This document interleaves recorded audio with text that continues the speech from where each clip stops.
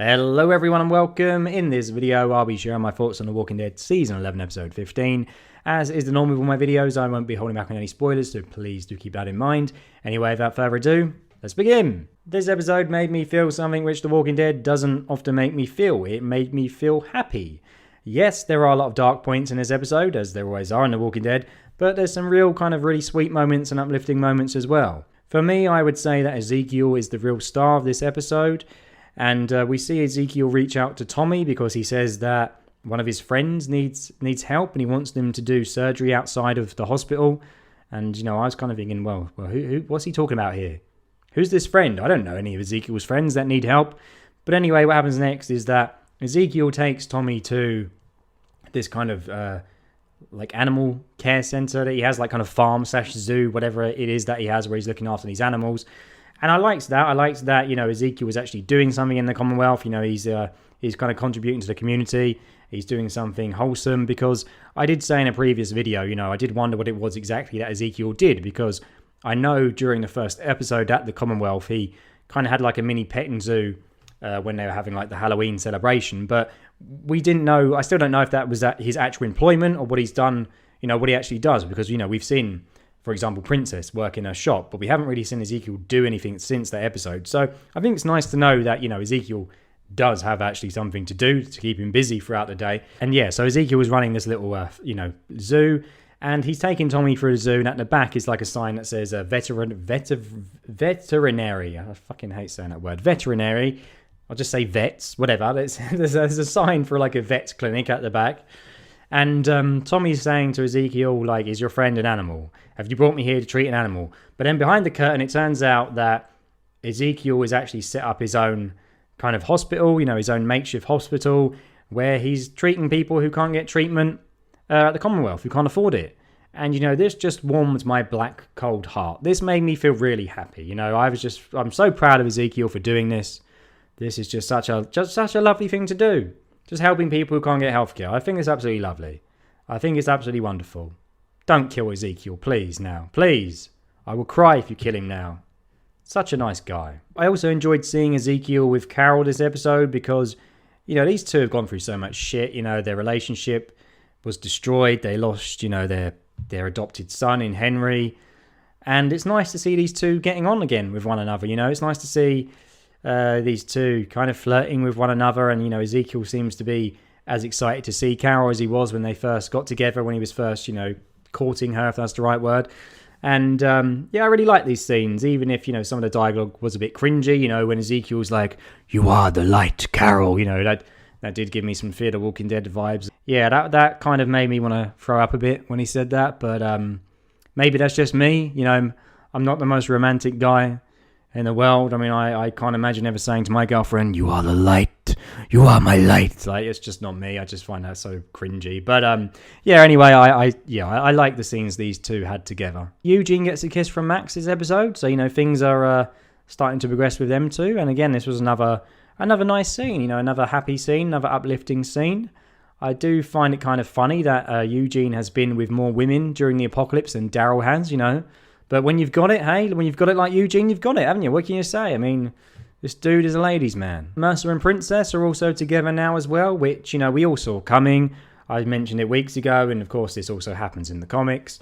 They are somewhat of an odd couple, because Mercer is a man of very few words. You know, he's kind of just this stoic dude, whereas Princess is very out there, very hyperactive. But I don't know, they kind of work, you know, they say opposites attract, they do kind of work, and yeah, they do look like they're a good coupling, despite the fact that they're very different to one another. So yeah, there's a lot of, you know, uplifting moments in this episode. There's a lot of love to go around in this episode, but of course, you know, there are some darker moments as well. So Hornsby, once again, is playing the role of villain this episode. He arrives at the river bend and wants to know exactly what happened to their goods and where the Commonwealth's weapons went. And he decides to pay a trip to Hilltop to find out what's going on. And, I mean, this dude is just so creepy. He's so creepy, especially when he smiles. This dude really creeps me out. I mean, it says something, you know, that I felt more uncomfortable seeing a scene of him with Herschel than I did Negan with Herschel, the dude who killed Herschel's dad. think that says all you need to know about this dude. Like, I don't trust him one bit. Hornsby does the classic creeper move of offering Herschel a present if he helps him, which is very creepy. Keep this dude away from children. But it turns out that Hornsby has Herschel's hat, and I guess that Herschel lost it at the river bend. I don't know. Did we see that happen? Or was it just assumed that he took his hat there and he lost it? I don't know. I'm guessing that's where he found it. And I guess the point he's trying to make is him saying your hat was at the river bend, so I know you were there. I know Maggie was there. I guess that's the point Hornsby was trying to make. Anyway, prior to that scene, we got the scene which was teased at the start of 11B at the end of the first episode, where Daryl is outside the Hilltop in the Commonwealth armor and he's confronting Maggie. And, I think obviously some people were speculating on what that scene meant during episode 9. Are these two going to come up against each other? Is there going to be a war between Maggie and Daryl? But no, in reality, it's just the fact that Daryl was with the Commonwealth and the Commonwealth want to search the Hilltop to see if they had anything to do with the riverbend. And, it's not Daryl launching an assault on the Hilltop or anything like that, which I'm sure is going to kind of annoy some people, because some people may feel like, it was just kind of false advertising to get people hyped and excited for the season. I guess, as an advertising gimmick, it did work because people were talking about it. But personally, I don't really care. I didn't really want a war between these two anyway. I had no need to see a war between Daryl and Maggie, so I'm kind of glad that wasn't the reason as to why Daryl turned up outside the Hilltop gates. I mean, in reality, what happens is that Hornsby goes to the Hilltop. Maggie won't open the Hilltop. She won't let him in. And then Daryl says to Hornsby, okay, look, I'm going to talk to her and get her to let us in, because Hornsby's like threatening to kill everyone and just storm in if she doesn't open the door. So in fact, what is actually happening is that Daryl is trying to defuse the situation, which, it didn't look that way when we saw this clip in season 11, episode 9. Anyway, getting back on track, Elijah steps in to stop Hornsby whilst he's being a creeper to Herschel. What happens next is that everyone kind of pulls their guns on each other. The Commonwealth soldiers have their guns up against the people in the Hilltop. And then I can't believe what happens after that, because what happens next is that Daryl swears. He swears. I had to do a double take, because they hardly ever swear on The Walking Dead, And I think Daryl says, like, oh, if you don't stop this, something fucking bad's gonna happen, or so. Yeah, I think that's. I can't remember, something like that. Something bad's gonna fucking happen if you don't stop. If you don't put your guns down or whatever. And I don't know. This scene just made me wish there was more swearing on The Walking Dead, because I do find it kind of strange that in a show where there are adults, in a situation where there's people dying and a lot of shocking stuff going on, people would swear. If I saw someone being eaten by zombies, or if I was fighting someone, I would be swearing. And I just find it odd that, they go out their way not to, or they just use weird phrases like, bitch nuts, or just weird. I don't know. I just wish there was more swearing in the show. But, it's been discussed before. AMC don't like swearing for whatever reason. But, okay with seeing a dude's head bashed in. But swearing is a no-no. I just find that kind of bizarre. But then again, maybe the reason why this scene stood out to me is because we haven't had that much swearing on the show. Maybe if characters swore all the time, I'd just get used to it and it would become meaningless. So I don't know. I guess there's an argument to be had both ways. Hornsby does manage to defuse the situation, and as he leaves the Hilltop, he says to Maggie, oh, it's a shame that we couldn't be friends, which this is a threat. This is basically a threat. We're not friends. It's a shame.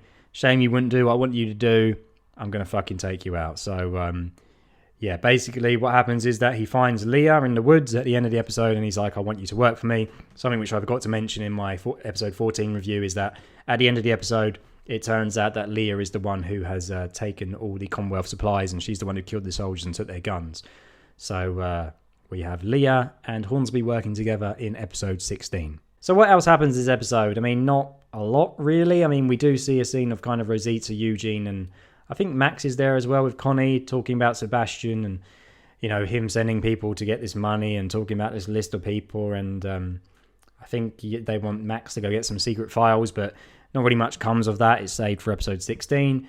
We do get a scene of Max and Mercer together, and Max visits Mercer whilst he's working out in the gym. And fucking hell, this dude he's a fucking tank, man. He could lift me up with one arm. Size of this guy. Bloody hell. So Max gives him a pep talk, and says you can be better than what you are. And, basically wants him to, to fight against the Commonwealth and, stop kind of putting up with Sebastian's shit and, do more to help everyone. So it's only a matter of time before, Phil Mercer turns and ends up helping our character's cause. And that's about all there is to this episode, really. This episode did have a real kind of, episode before the finale feel to it, or mid-season episode before the mid-season finale. Well, it's not even mid-season, it's like a second, third season, but whatever. It had that feel of a penultimate episode where it was setting up things to come. But that's not to say I disliked it, because I think it had a lot of nice moments. I think it's a good episode.